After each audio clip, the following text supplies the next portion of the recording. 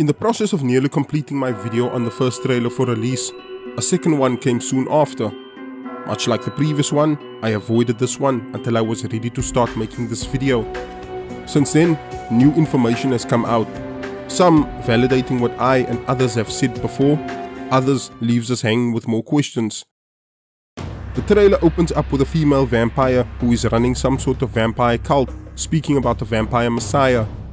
This is intercut with clips of the main villain, Elizabeth Bathory, or Elizabeth Bathory. Am I reading this right? Anyway, there's also random macabre clips that moves faster than I have time to even register what is happening. We get a scene with our 4 main characters, and of course Maria referring to Richter as an ungrateful wanker.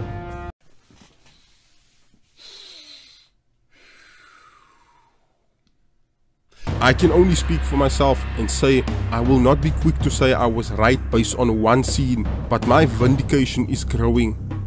We get a voiceover of Richter asking them what do they know of the vampire messiah. What we get is an exposition on what she will do. Typical build-up for a main villain, nothing wrong with that. We get an Avengers style showdown with Richter saying whatever they are, I'm sure they can die. Then we have the moment that has many a Castlevania and Netflixvania fan reduced to an uncontrollable squealing fangirl. Richter walking like a badass, whipping out the Ryu headband and putting it on, all to the tune of Divine Bloodlines.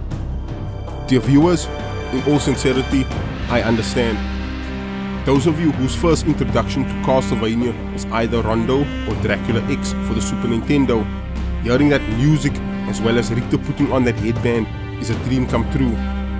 Then we get a series of action scenes made to make the trailer look good. Maria using her abilities like in the games, Caribbean Annette cutting her way through monsters, scantily clad female vampire doing a blade kick against Richter, shattering his holy firearms, Richter using some fire techniques. I suspect that this is supposed to be the signature holy water ability of the Belmonts. Problem is, it looks more like he's firebending. We have scantily clad female vampire fighting Caribbean Annette who drops a jail cell on her like a Looney Tunes cartoon. More clips of various fight scenes, one involving Caribbean Annette slicing one monster in half. Another scene that looks like a flashback perhaps, an original character named Eduardo and 2 other people that is running from something.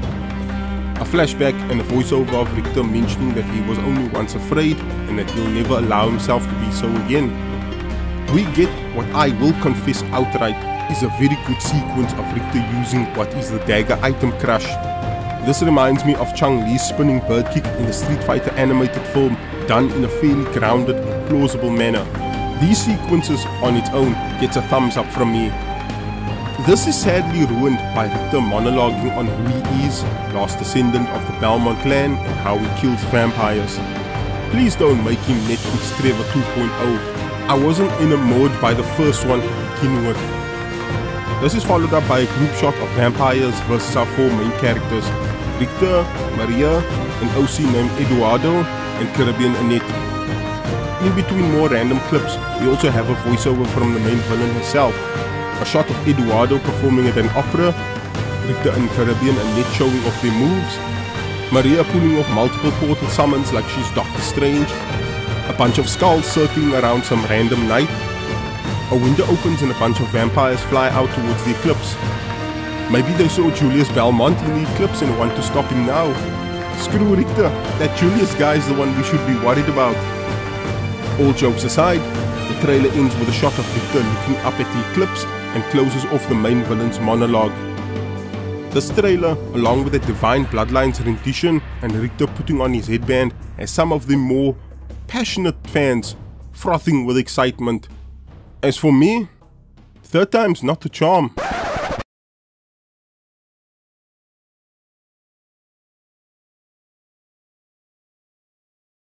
Move this man!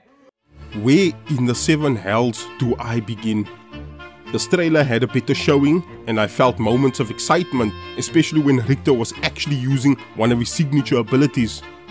Once I remembered that this was Netflixvania, no amount of Easter eggs and references will get me hype. At this point, they've already stated this show is its own take. rather late at this point and not one that will win any points from me. So instead of simply just picking this apart like before, I'd like to play a simple little game. I shall title this Place Your Bets. Richter is going to be the next Geralt of Rivia. I don't mean that in a good way. In the previous show, they altered Trevor's character to the point he barely had anything in common with his original counterpart. The loss of the Belmont's plotline for Trevor was something I did not care for in the previous show, and I still do not care for it now with Richter. Yes, Richter is going to get action scenes, but like the last show, it will start to feel hollow, if not already.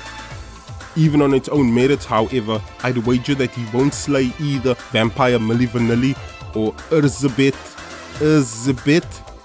You know what? Screw this. I'm staying with Elizabeth Bathory, otherwise I will end up butchering this woman's name.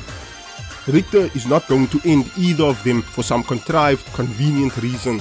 Hell, he's not even going to kill the scantily clad female vampire. Not to mention that Shaft is not likely to appear at all this season or even the show based on the 2 trailers I've seen. Perhaps that is for the best.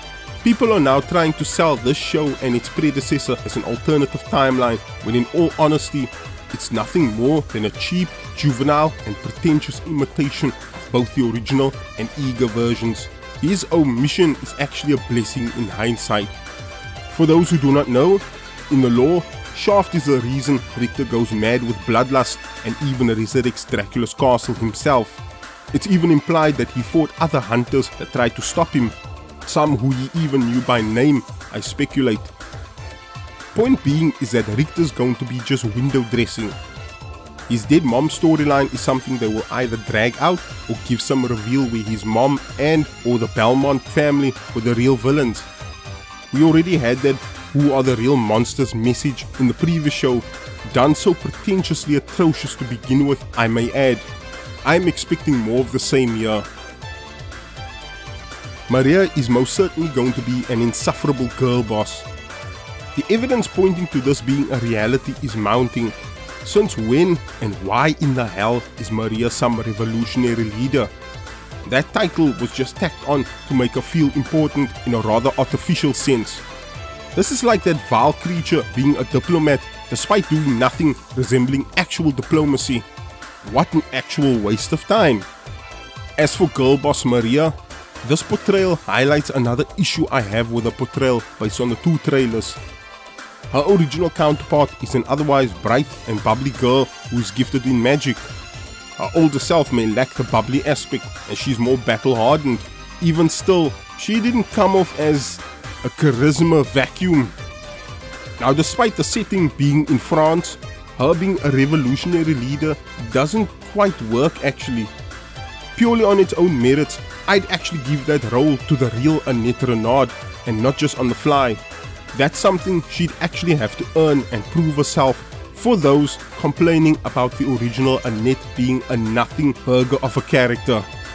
As for the ungrateful wanker line, if it's a once-off thing and has context, then I and many others may be reading too deep into this. Even then, that line on its own was rather uncalled for and will tie into bet number 4. Elizabeth Bathory is going to be stronger than Dracula.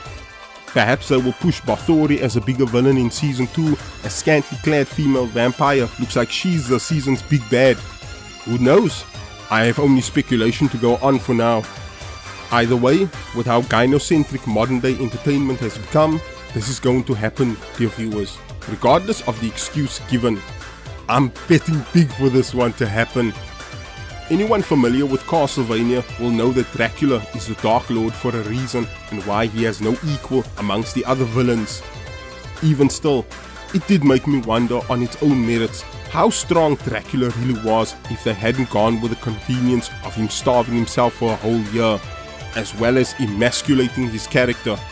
But that's something I'll save for his own character video in the distant future. There will be LGHD. Nope. No. That one's low-hanging fruit, given that Netflix is involved.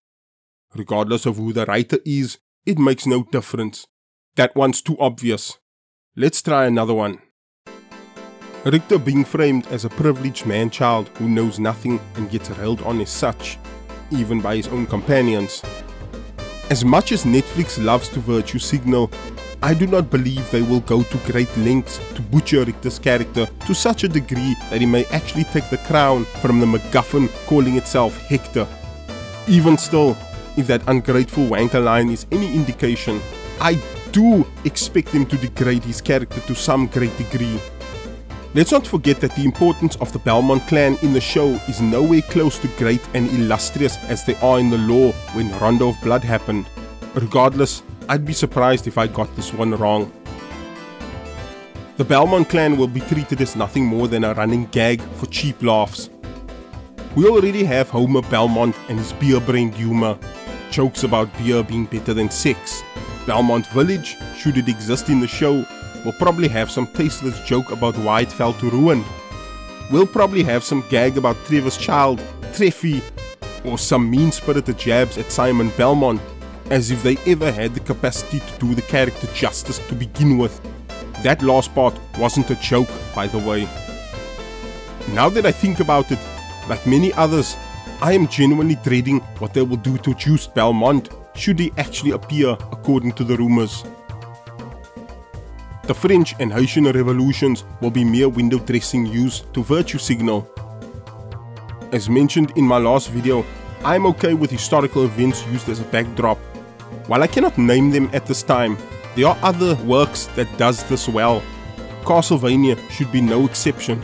What I am not and never will condone in any manner is this incessant push for the message in entertainment. Something that has long since earned my unfettered contempt on the simple basis of it being a stumbling block to actual creativity. I'd go a step further and wager they will pull a Warren Ellis and make the church cartoon villains again.